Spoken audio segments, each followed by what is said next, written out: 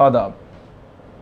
कोविड-19 corona virus, कोविड-19 के चलते जिस तरीके से मौतें हो रही हैं, बहुत सारे लोगों को बिल्कुल शुरुआत में कोरोना वॉरियर का टैग दिया गया, सर्टिफिकेट बांटे गए और उन सर्टिफिकेटों को बाद में लोगों ने अपनी अपनी फेसबुक वॉल के ऊपर शेयर किया, बड़ी शान के साथ और बड़े शौक के साथ लोग खुद को कोरोना वॉरियर कहते हैं।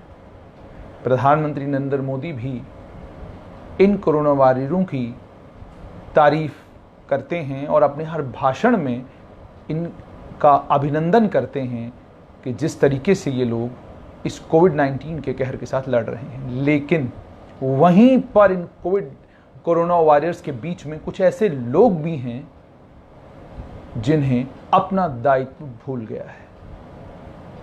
डॉक्टर भी हैं उसमें और उसके अलावा अन्य प्रशासन के इंपॉर्टेंट पोजीशंस पर बैठे हुए अधिकारी भी हैं जो शायद इस कोविड-19 के बीच में जो उनकी जिम्मेदारी है वो जिम्मेदारी भूल गए हैं, जिसके चलते राजौरी में एक महिला की मौत हुई, पुंछ में एक महिला की मौत हुई और उसके बाद जम्मू में एक बच्चा एसएमजीएस हॉस्पिटल में दम तोड़ गया। आखिरकार ये कोरोना वॉरियर जिन लोगों को भी कहा जा रहा है वो अपना दायित्व क्यों नहीं समझ रहे? इसी पर बात करने के लिए मेरे साथ हैं आम आदमी पार्टी के वॉलंटियर एडवोकेट संजीव सरीन साहब। नमस्कार। सबसे पहले आपसे समझना चाहूँगा उन तमाम कोरोना वॉरियरों को सलाम जो वाकई जंग लड़ रहे हैं और उस कोविड-19 के कहर के बीच में लोगों के लिए आशा की किरण बने हुए हैं।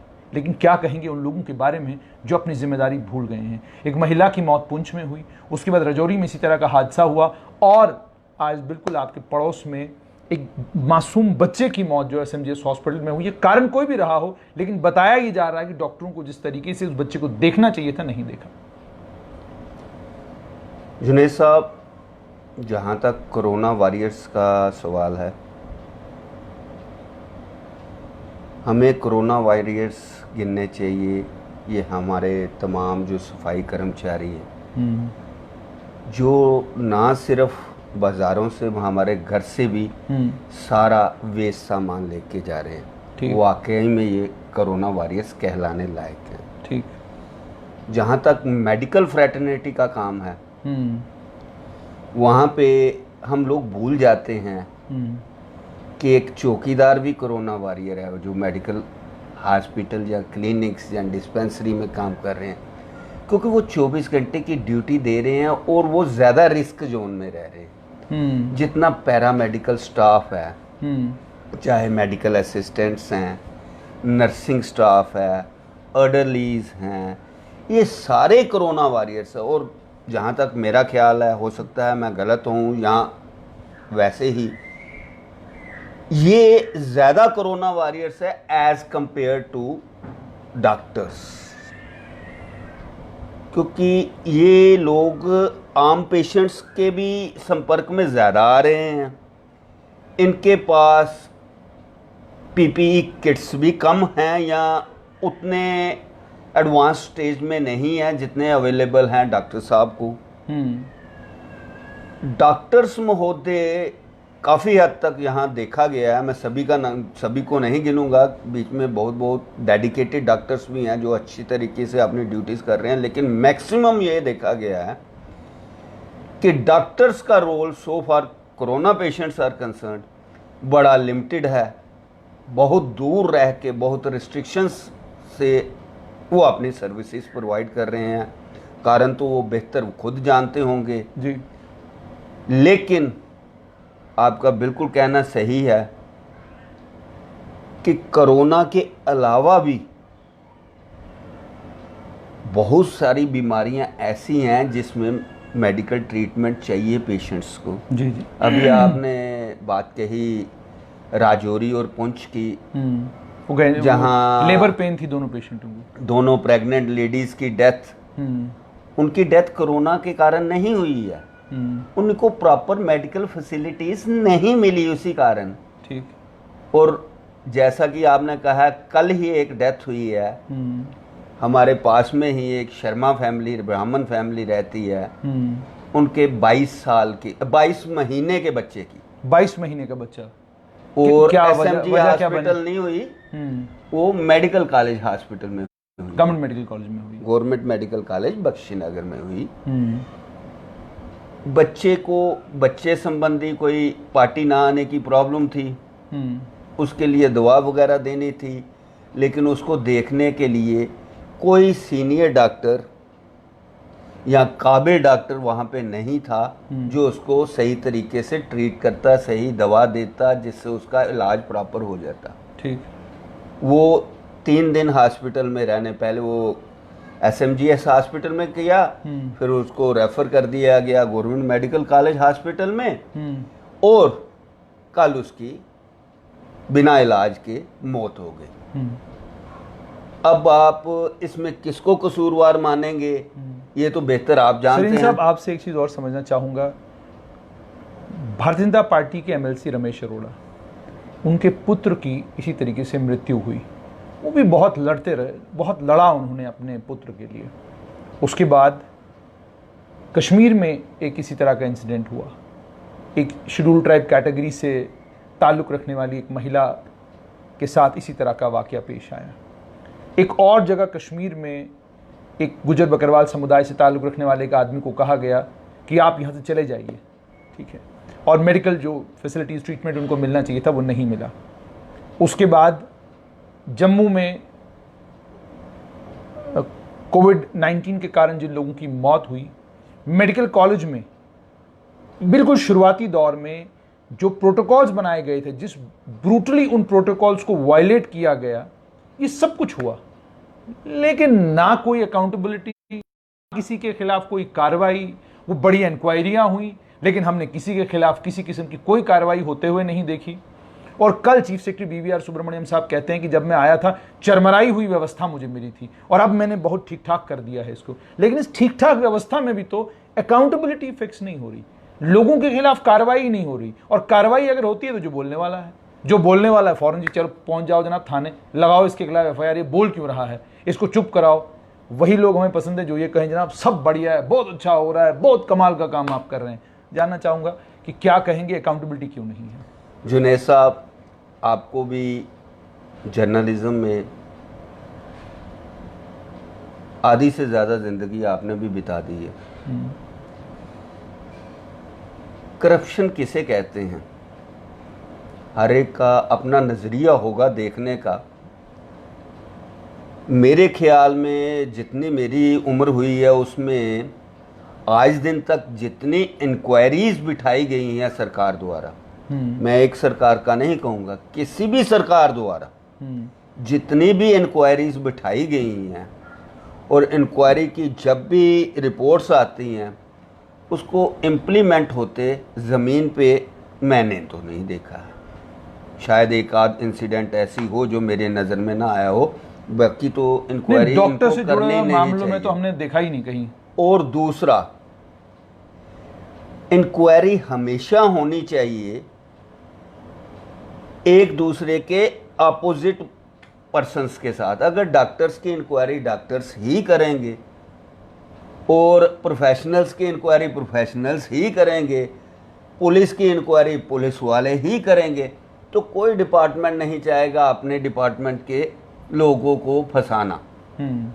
और लोगों की याददाश्त भी आजकल बहुत कमज़ोर है कि 3 महीने इंक्वायरी की रिपोर्ट डाल देंगे, 3 महीने पुरानी बात वो तब तक भूल जाते हैं। बिल्कुल। इसीलिए कहा कि करप्शन इसी का भी दूसरा नाम है कि अगर आप ये पब्लिक एक्सचेकर से के टैक्स से 2-2 लाख, 1.5 लाख, 3-3 लाख तनख्वाह ले रहे हैं, उसके बाद आप अपनी ड्यूटी प्रॉपर नहीं कर रहे, तो ये भी एक रिश्वत ही है। ठीक।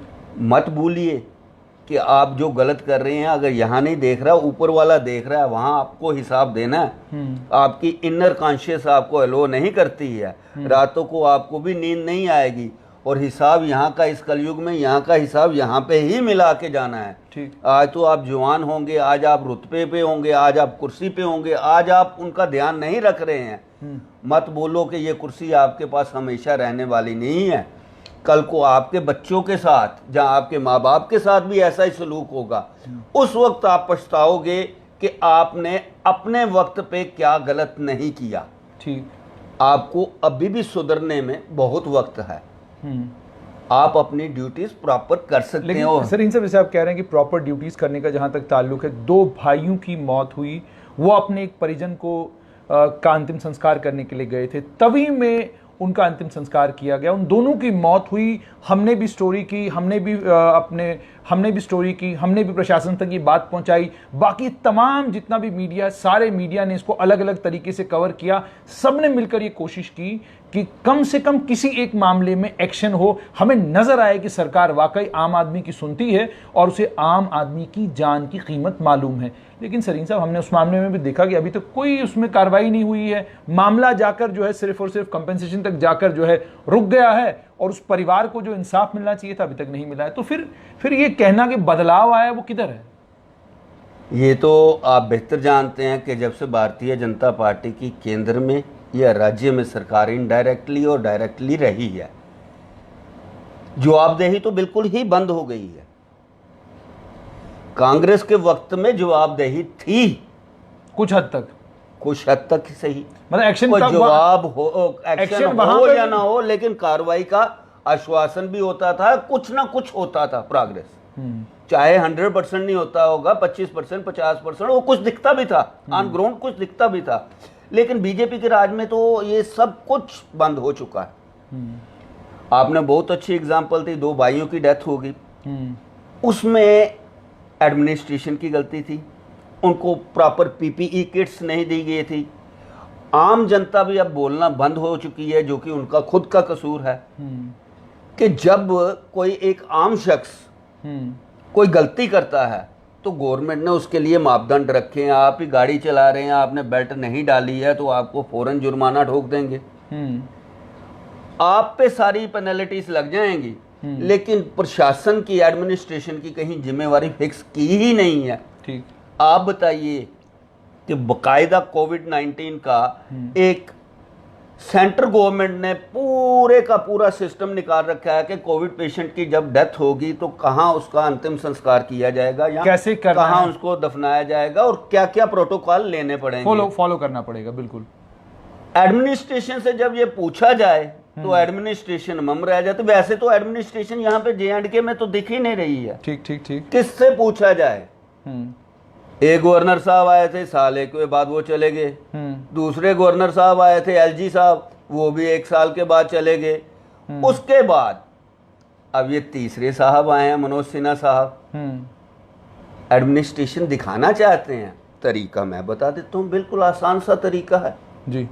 अगर मनोज सिन्हा साहब, मेरी आपके 2 हाथ जोड़ के विनती है, अगर आप काबिल हैं, अगर मैं वर्ड यूज कर रहा हूं क्योंकि अभी आपका काम देखा नहीं है, तो एक आर्डर तो आप फौरन निकाल दीजिए। 11 तारीख को सुप्रीम कोर्ट में 4G का है आर्डर, आप फौरन निकाल दीजिए, 4G चालू कर दिया। दूसरा आर्डर, ये जो मुबारक मंडी में 2 नंबर का धंधा किया, गेट 2 लगा दिए, एक गेट एग्जिट, एक गेट एंट्री का, वो हटाने का कर दीजिए। तीसरा आप काम कर दीजिए, टोल प्लाजा को फौरन हटाने का। आज नहीं हटा सकते, आप कह दीजिए 15 अगस्त को। अगर बीजेपी रातों रात हुकूमतें चेंज कर सकती है, रात के 3 बजे ओथ दे सकते हैं गवर्नर साहब, तो ये काम के लिए मैं आपको हफ्ते 10 दिन का टाइम देता हूँ, ज्यादा देता हूँ, और चाहिए। लेकिन अगर आपकी नीयत साफ है तो एक बार गवर्नमेंट के सामने, पब्लिक के सामने आम बोलिए कि मैं आपको फलाने अगस्त महीने में 4G भी दे दूंगा, टोल प्लाजा भी हट जाएगा, मुबारक मंडी से ये सारे गेट एग्जिट और एंट्री गेट भी हटा दिए जाएंगे, और पब्लिक की ग्रीवियंसेस के लिए एडमिनिस्ट्रेशन की रिस्पॉन्सिबिलिटी फिक्स कीजिए। अगर आप गवर्नमेंट मेडिकल कॉलेज में कोरोना से कोई डेथ होती है, उसकी वाकई जांच की जाए। अब तो मेडिकल फ्रेटर्निटी पे ऐसे ऐसे इल्जाम लगने शुरू हो गए हैं कि कई कोरोना पेशेंट्स की तो डेड बॉडी तो घर वालों को दी नहीं जाती थी, उनके कई डेड बॉडी से पार्ट्स भी गायब हो गए हैं। ये कौन सी संस्कृति की तरफ हमारे हिंदुस्तान को लेके जा रहे हैं? यहाँ पर आपसे एक और चीज जानना चाहूंगा, बिल्कुल अंत में आपसे ये समझना चाहूंगा, आपको क्या लगता है कि ये जो इस समय कोविड को लेकर जो गलतियां अलग अलग लेवल पर हो रही हैं, इन तमाम को करेक्ट करने के लिए क्या किया जाना चाहिए, और नए जो लेफ्टिनेंट गवर्नर हैं मनोज सिन्हा, उनसे आपकी क्या उम्मीदें हैं? ये दोनों अलग अलग बातें हैं। कोविड-19 के लिए कोई नया फार्मूला नहीं है। मैं तो कहता हूँ स्पेशली जो सेंट्रल गवर्नमेंट ने नाम्स फिक्स किए हैं अकॉर्डिंगली वैसे ही किया जाए, और एक रिस्पॉन्सिबिलिटी फिक्स की जाए कि जिस शख्स की भी जहाँ पे भी गलती हो उसको एहसास दिलाया जाए। अगर सरकारी मुलाजम है, अगर आप इतनी इतनी बड़ी सैलरीज ले रहे हैं, एक रिस्पॉन्सिबिलिटी फिक्स की जाए। अगर उसका पहली गलती है और कम नुकसान की गलती है तो एटलीस्ट उसको एक वार्निंग दी जाए। अगर ज्यादा की है उसको सस्पेंड किया जाए, और अगर ज्यादा ग्रीवियस है तो उसको डिसमिस फ्रॉम सर्विस किया जाए। आपके पास सारे सर्विस नाम तो हैं ही हैं। जी बिल्कुल। और गवर्नर साहब के लिए तो मैं फिर दो हाथ जोड़ के कहता हूं कि अगर आप सिंसियर हैं तो ये 2-3 काम ही कर दीजिए, पब्लिक आपकी वाह वाह करनी शुरू हो जाएगी। मैं आपको स्टेट का दर्जा वापस लुटाने के लिए नहीं है 5-7 दिन में कह रहा हूं। स्टेट का दर्जा तो यहाँ के लोग लेंगे ही, ये तो मैं आपके साथ आपको कहता हूँ। और वही on the floor of parliament home minister साहब ने भी कहा था कि हम राज्य सरकार का दर्जा इस स्टेट को वापस देंगे। लेकिन ये 2-3 छोटे छोटे से काम जो विद इन पेन स्ट्रोक आप कर सकते हैं, करके बताइए। लेकिन होगा क्या, ये मेरे से आप जुनेद साहब देख लीजिएगा सरकारें काम कैसे करती है। अगर नीयत अच्छी हो तो काम करने का होगा क्या, with in very short period आप देखेंगे डीजी साहब बदल गए, डायरेक्टर जनरल ऑफ पुलिस, उसके बाद ये बदल देंगे चीफ सेक्रेटरी साहब, फिर वही करप्ट हेयर की इधर से उठाया उधर ले आए, उधर से लाया इधर ले आए। यही सिस्टम होगा हफ्ता 10-15-20 दिन। जितनी देर में अगला दूसरा समझेगा उतनी देर में इनका टेन्योर भी खत्म हो जाएगा। इनको भी उठाएंगे, इनको भी भेज देंगे। एक सेंस ऑफ रिस्पॉन्सिबिलिटी पब्लिक में शो करने के लिए आपको 2-3 छोटे छोटे से काम बताए हैं। टोल प्लाजा रिमूव कर दीजिए, 4G चालू कर दीजिए, मुबारक मंडी के गेट हटा दीजिए। ये ट्रैफिक की जो रिस्ट्रिक्शंस है ना, इस कोविड-19 में आप रिस्ट्रिक्शन रखिए। आप, मैं कहता हूँ अगर कोई गलत काम करता है उस पर जुर्माना ठोकिए, लेकिन कहीं पे कई मजबूरी भी है। जिस वक्त किसी के पास खाने के पैसे नहीं है, आप उसको 2-2 हज़ार या 5-5 हज़ार की पेनल्टी ठोक देंगे।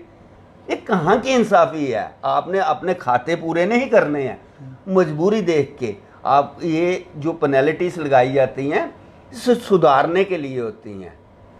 लेकिन ना आप सुधारेंगे तो ना आपकी यहाँ पे पब्लिक में इमेज साफ होगी। अब तो मैं चैलेंज करके देखता हूँ कितनी देर में गवर्नर महोदय, ये लेफ्टिनेंट गवर्नर महोदय मनोज सिन्हा साहब, जो कि हालांकि बीजेपी पार्टी से ही हैं, उनको जम्मू व कश्मीर की जनता की सेवा करने का मौका मिला है।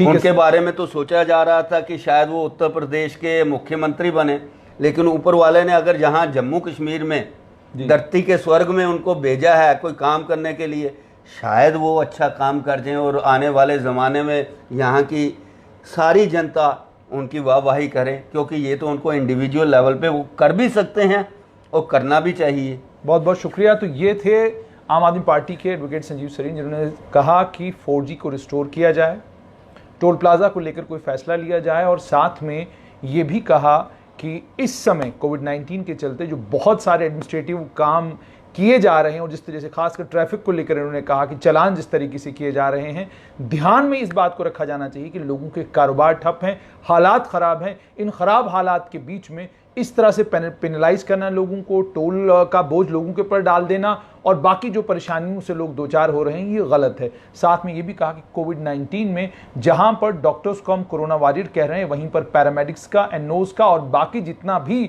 स्टाफ हॉस्पिटल में काम करता है, सफाई कर्मचारी तक, वो तमाम लोग कोरोना वॉरियर्स हैं। हमारा खुद का एक्सपीरियंस है, हम जब गवर्नमेंट मेडिकल कॉलेज में कोविड-19 को लेकर टेस्ट कराने के लिए, सैंपल देने के लिए गए, सैंपलिंग के लिए जब हम गए तो हमें वहां जाकर पता चला कि सैंपल करने वाले जो बच्चे हैं वो पैरामेडिक्स हैं। उन सभी लोगों को हमारा सलाम, उन तमाम पैरामेडिक्स को, उन तमाम हॉस्पिटल के छोटे छोटे कर्मचारी को जो वाकई इस वक्त वहाँ कोविड-19 के जो वार्ड्स बनाए गए हैं, वार्डों में भी पेशेंटों की सेवा वो लोग कर रहे हैं, इंजेक्शन वो लोग लगा रहे हैं, दवाइयाँ वो लोग दे रहे हैं, सारा काम वो लोग कर रहे हैं। आपको हमारा सलाम।